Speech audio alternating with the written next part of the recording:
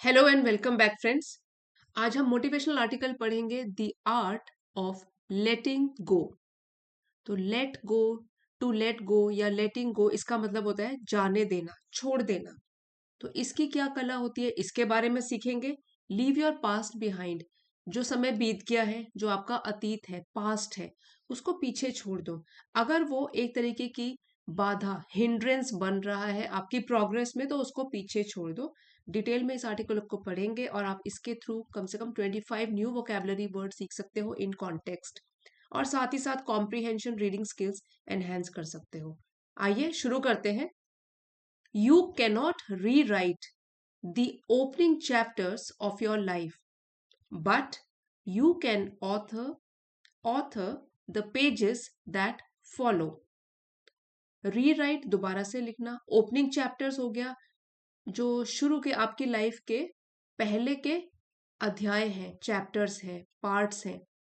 अब यहाँ पे है यू कैन ऑथर, तो यहाँ पे जो ऑथर है वर्ब का काम कर रहा है कि आप लेखक बन सकते हो उन पेजेस का, जीवन के, लाइफ के उन पॉइंट्स का या अध्यायों का जो कि आने वाले हैं, दैट फॉलो, कि जो आने वाले हैं। तो पूरी लाइन का मतलब ये हो गया कि आप अपने जीवन के शुरुआती अध्यायों को तो दोबारा नहीं लिख सकते, लेकिन आने वाले पन्नों के या पेजेस के, चैप्टर्स के आप खुद लेखक बन सकते हो। ठीक है, यहाँ पे देखिए एक तो होता है ऑथर, लेखक, नाउन, लेकिन यहाँ पे वो वर्ब का काम कर रहा है ये वाला वर्ड। यू कैन ऑथर मतलब कि आप लेखक बन सकते हो, ये वाले चैप्टर्स को, फ्यूचर के चैप्टर्स को आप खुद लिख सकते हो। The past has a strange way of clinging to us. Past, अतीत, स्ट्रेंज एक अजीब तरीका है, और क्लिंगिंग जो है ये पार्ट ऑफ स्पीच इसका वर्ब है। क्लिंगिंग मतलब चिपके रहना, होल्डिंग ऑन या स्टिकिंग टू अस। अतीत का हमारे साथ एक अजीब तरीके से अतीत जो है वो चिपक जाता है। नॉट एज मेमोरी अलोन, तो ये सिर्फ एक मेमोरी, याद बन के नहीं चिपका रहता है, बट एज आइडेंटिटी, लेकिन एक पहचान बन के हमारे साथ क्लिंग करे हुए रहता है। क्लिंग मतलब स्टिक करके हुए रहता है या चिपका रहता है, सिर्फ यादों के रूप में नहीं बल्कि हमारी पहचान बनकर। कैसे? quietly persuading us that yesterday's mistakes, losses, or silences define the limits of who we can become. Persuading यहाँ पे ये भी verb है, और इसका मतलब हुआ तो कन्विंस करना, इन्फ्लुएंस करना, मतलब किसी को विश्वास दिलाना। चुपचाप ये हमको परसुएट करता है, विश्वास दिलाता है, कन्विंस करता है कि जो पुरानी, बीते कल की जो भी मिस्टेक्स थी, ठीक है, और जो भी गलतियां थी, कोई नुकसान हुए हमारे, या किसी बात के लिए हम साइलेंट थे, मतलब जो चुप्पी थी हमारी, तो define the limits of who we can become. ये सारी चीजें ही तय करती हैं, डिफाइन करती है मीन्स तय करती हैं या करेंगी कि आगे हम क्या बन सकते हैं, हु वी कैन बिकम। सो यहाँ पे भी डिफाइन जो है वो वर्ब का काम कर रहा है कि ये जो पुरानी चीजें थी, जैसे हमारी गलतियां, हमारे नुकसान या चुप्पियां थी, वही डिफाइन करती है, डिस्क्राइब करती है, डिटर्मिन करती है हमारी सीमाओं को कि हम अब क्या क्या बन सकते हैं। क्योंकि यहाँ पे जिन चीजों की भी बात करी गई है, जैसे कि हमारी असफलताएं हैं, तो उनसे हम कुछ ना कुछ सीख कर और रेजिलिएंट बनते रहते हैं। तो वही डिसाइड कर सकता है कि हम क्या बन सकते हैं, हमारी सीमाएं क्या हैं। Yet the past is not a life sentence. जो अतीत है हमारा, वो एक तरीके का लाइफ सेंटेंस, इसका मतलब हो गया कि एक एंडलेस बर्डन, जीवन भर जैसे किसी को जेल कर दिया ना, उसको बोलते हैं लाइफ सेंटेंस, मिल गया इसको पनिशमेंट के तौर पर। तो लाइफ सेंटेंस यहाँ पे नाउन फ्रेज है, इसका मतलब हो गया परमानेंट पनिशमेंट। तो जो हमारा पास्ट है, अगर कुछ गलतियां हुई हैं तो उसको हमको एक लाइफ लॉन्ग पनिशमेंट के रूप में नहीं लेना है। It is a reference point, तो इट यहाँ पे पास्ट के लिए बोला गया है कि वो एक तरीके का रेफरेंस पॉइंट है। ये भी नाउन फ्रेज है, इसका मतलब है कि एक तरीके का बेंचमार्क या एक तरीके का गाइड है। ठीक है, जो आप बता सकते हो कि एक पॉइंट जो कि कंपैरिजन के लिए या कोई समझने के लिए यूज किया जाता है, उसको बोलते हैं रेफरेंस पॉइंट। तो एक गाइड की तरह हमको गाइड करता है, नॉट अ रेजिडेंस, पर एक रहने की जगह नहीं है। रेजिडेंस होता है होम, जहां पे रहा जाता है, ये नाउन है। रहने की जगह या place when where one lives permanently.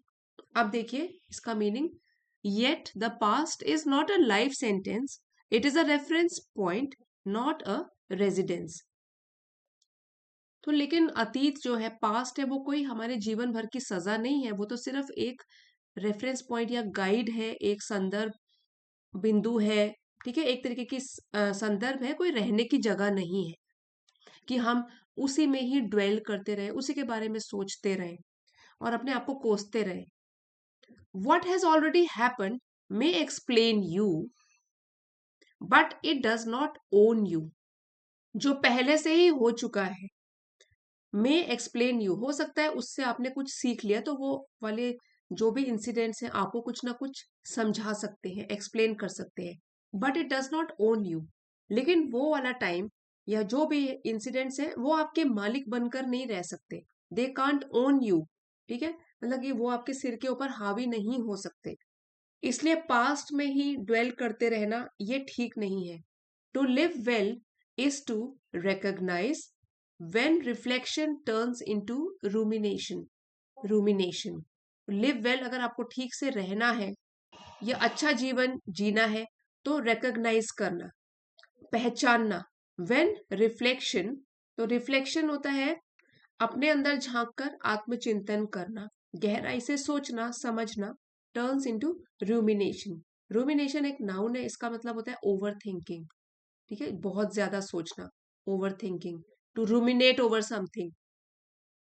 To live well is to recognize when reflection turns into rumination। तो अगर अच्छा जीवन जीना है तो उसमें हमको ये पहचान होनी चाहिए, ये पहचानना है कि कब आत्मचिंतन, जब हम गहराई से सोचते हैं, अपने अंदर झांकते हैं, तो जब आत्मचिंतन कब बेवजह ही उलझन बन जाता है, मतलब कि जैसे हम गहराई से किसी चीज के बारे में ड्वेल कर रहे हैं, सोच रहे हैं, लेकिन वो एक तरीके से रूमिनेशन, मतलब बहुत ही बार बार सोचना किसी चीज को, रिपीटेडली ओवर थिंकिंग में चेंज नहीं हो जाना चाहिए। There should be a difference between reflection and rumination. वो हमारे सिर पर बेवजह की उलझन नहीं बनना चाहिए हमारा past. And to have the courage to loosen your grip on stories that no longer serve your growth.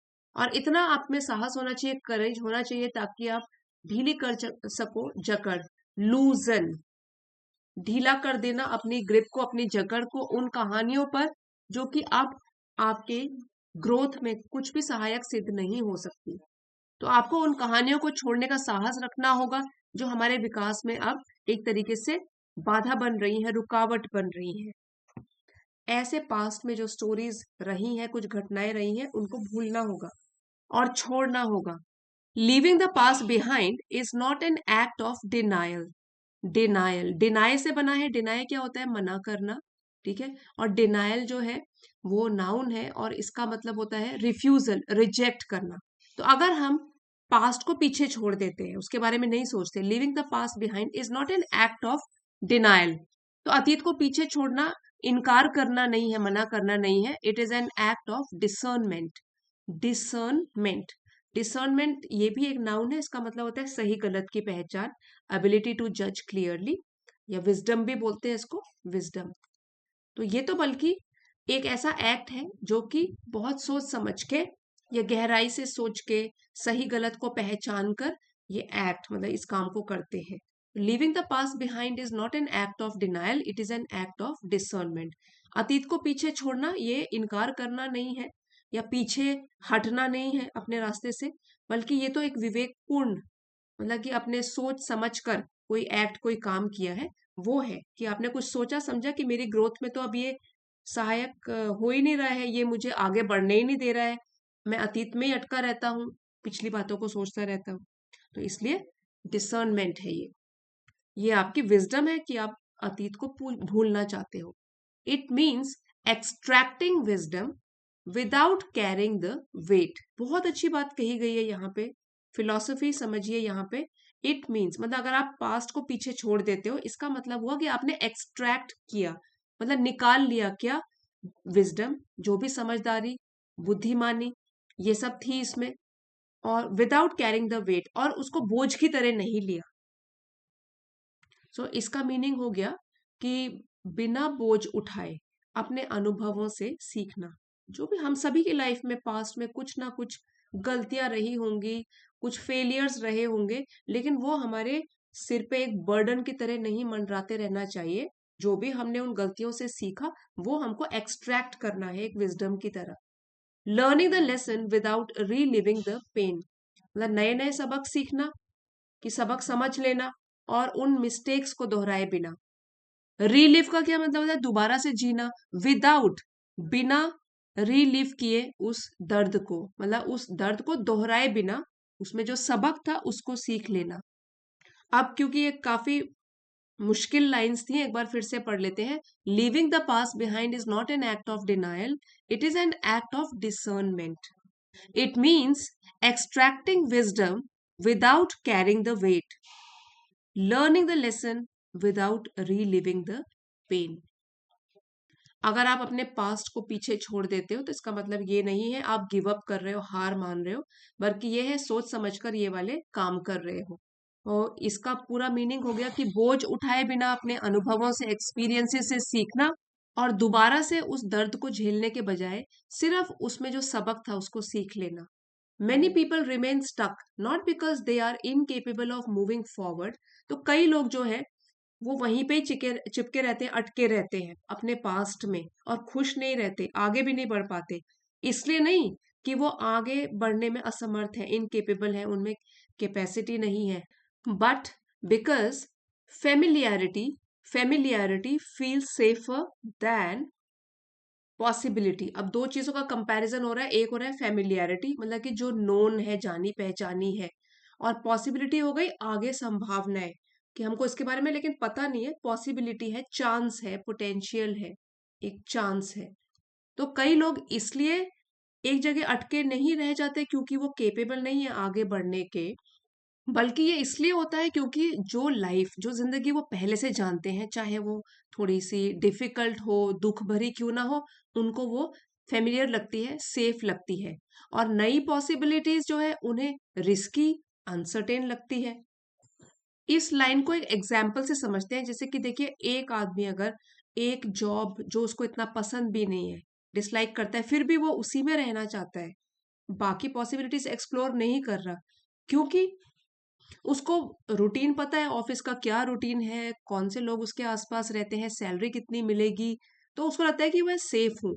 लेकिन हो सकता है उसको और भी अच्छा जॉब मिले अगर वो स्विच करे जॉब में, ठीक है। Changing the job feels risky to him, क्योंकि वो क्या चूज कर रहा है, फेमिलियर, चाहे वो पेनफुल भी हो, ओवर न्यू पॉसिबिलिटी। नए चांस को वो एक्सप्लोर नहीं कर रहा है क्योंकि वो उसके कंफर्ट जोन से बाहर है। आप पढ़ें इसको दोबारा। Many people remain stuck not because they are incapable of moving forward, but because familiarity feels safer than possibility। तो दो चीजों का कंपैरिजन हो गया, familiarity और possibility का। Growth, however, demands that we burn bridges to versions of ourselves that thrived on fear, self-doubt और borrowed expectations। So जो ग्रोथ है, विकास है, however, हालांकि वो डिमांड करती है, हमसे मांग करती है कि हम बर्न द ब्रिजेस। ठीक है, ये जो है एक ईडियम है, बर्निंग द ब्रिजेस, इसका मतलब है अपने कनेक्शंस काट देना, बिल्कुल ही एंड कर देना। तो पीछे के सब जो रिश्ते हैं, कनेक्शंस हैं, उनको तोड़ देना, कि हम कनेक्शंस काट दें, किससे? To versions of ourselves that thrived on fear, self doubt and borrowed expectations। किन चीजों से रिश्ते काटने हैं, कनेक्शंस काटने हैं? वर्जन होता है रूप, अपना वो रूप जो कि थ्राइव कर रहा था, पनप रहा था, फल फूल रहा था, डर के ऊपर, सेल्फ डाउट, खुद के ऊपर डाउट करके, या बोरोड एक्सपेक्टेशंस। बोरोड एक्सपेक्टेशन होता है दूसरों की उम्मीदें, कि दूसरों की क्या एक्सपेक्टेशंस हैं जो कि हमने नहीं चुनी है लेकिन दूसरों ने हमारे लिए चुनी है, तो उसको बोलते हैं borrowed expectation.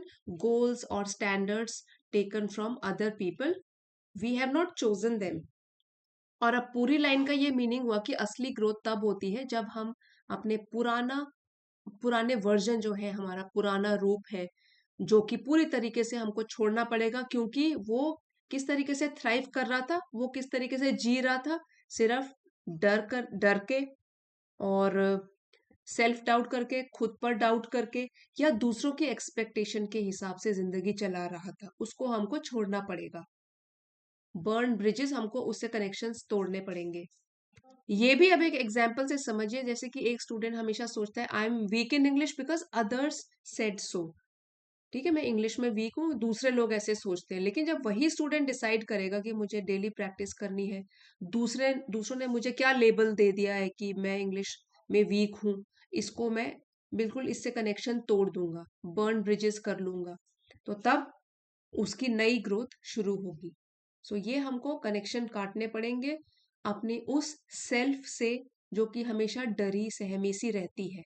When you stop dragging old narratives into new beginnings, dragging घसीटना, और नैरेटिव्स होता है स्टोरीज, स्टोरीज कहानियां या बिलीव्स, और बिगिनिंग्स हो गया नई नई शुरुआत। अगर आपको न्यू बिगिनिंग शुरू करनी है, नए कदम उठाने हैं, तो आपको पुरानी स्टोरीज, पुरानी चीजें, पुराने एक्सपीरियंसेस को नई बिगिनिंग्स में घसीटना बंद करना होगा।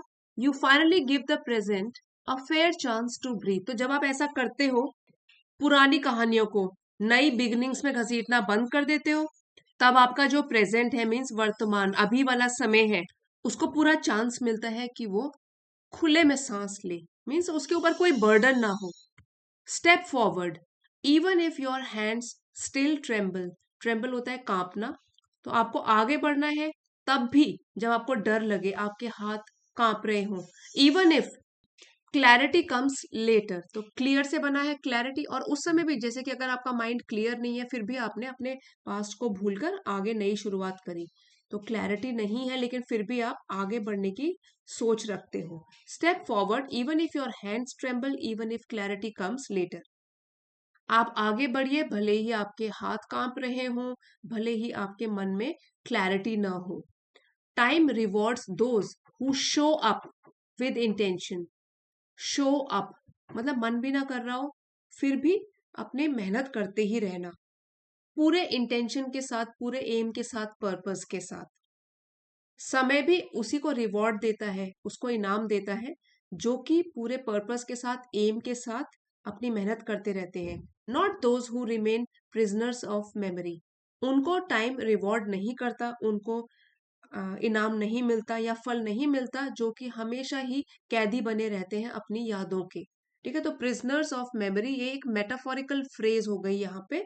इसका मतलब हो गया ट्रैप्ड इन द पास्ट, कि अतीत में ही आप एक तरीके कैदी बन के रह गए हो, ट्रैप्ड इन द पास्ट, या मेंटली स्टक। तो टाइम भी अगर आपको कब रिवॉर्ड करेगा, कब आपको फल मिलेगा अपनी मेहनत का, कि जब आप एम के साथ मेहनत करते रहोगे, लेकिन उस समय आपको टाइम रिवॉर्ड नहीं देगा, कि अगर आप अपनी मेमोरी को पुरानी यादों में, पुराने एक्सपीरियंसेस जो खराब थे, उसमें ही कैद करके रखोगे। कह सकते हैं कि समय भी उन्हीं को रिवॉर्ड देता है जो उद्देश्य के साथ आगे बढ़ते हैं, उनको नहीं जो यादों के कैदी बन जाते हैं। The moment you release the past, you make room for a future that is waiting to meet you. Make room for something, ये एक फ्रेज है, इसका मतलब है कि जगह बनाना। तो जिस पल, जिस क्षण भी आप अपने अतीत से मुक्त हो जाते हो, रिलीज कर देते हो, ठीक है, तो तब क्या होता है, उसी पल आप अपने फ्यूचर के लिए जगह बना देते हो, ऐसा फ्यूचर जो खुद आपसे मिलने के लिए तैयार है। Moment you release the past, you make room for a future that is waiting to meet you, जो कि आपका इंतजार कर रहा है। इसलिए पास्ट सिर्फ हमको जो गलतियां करी हैं, असफलताएं मिली हैं, उनसे कुछ लेसन सिखा के आगे के लिए प्रिपेयर करता है। इसलिए हमको अपने पास्ट को लेकर दुख मनाना ज्यादा नहीं चाहिए, उसमें ही अटके नहीं रहना चाहिए, और आगे किस चीज से प्रोग्रेस हो सकती है, उसके लिए स्टेप्स उठाने चाहिए। इसी लेसन का पीडीएफ फ्रेंड्स आपको चैनल की एलिट मेंबरशिप को ज्वाइन करके मिल जाएगा। आप चाहते हो तो लेवल 2 की मेंबरशिप को ज्वाइन कर सकते हो।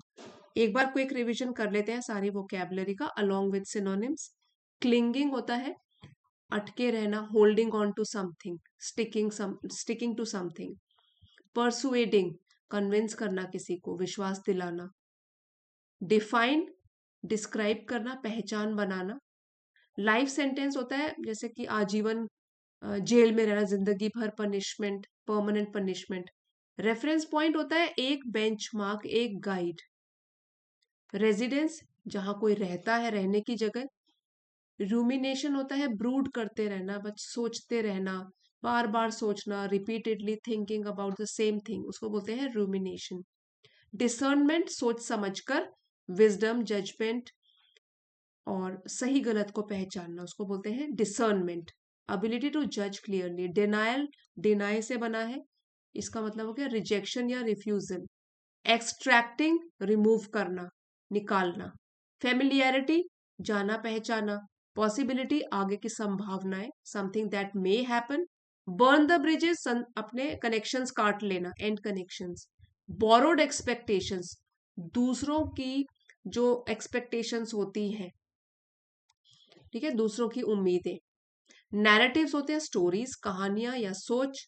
डिसाइसिव, डिसाइसिव, फर्म, फाइनल, निर्णायक, जिससे कोई निर्णय या जो भी डिसीजन है वो फाइनल हो जाए। शेप्ड बाय मतलब फॉर्म्ड बाय। पार्टिसिपेशन होता है एंगेजमेंट। इंटेंशन, हमारा इरादा, हमारा purpose, aim. Prisoners of memory, ये मेटाफोरिकल फ्रेज है यहाँ पे। इसका मतलब है कि यादों में कैद होकर रह जाना, आगे ना बढ़ना, क्योंकि आप पास्ट के एक्सपीरियंसेस में ही कैद होकर रह गए हो। सो ये था हमारा आज का article, the art of letting go, leave your past behind. अगर आपके लिए हेल्पफुल रहा है फ्रेंड्स, तो प्लीज लाइक, शेयर और सब्सक्राइब जरूर कीजिएगा। कमेंट्स लिख के भी जरूर बताइए कैसा लगा, और अब आप वीडियोस को हाइप भी कर सकते हो। Thank you for watching. मिलते हैं अगले वीडियो में।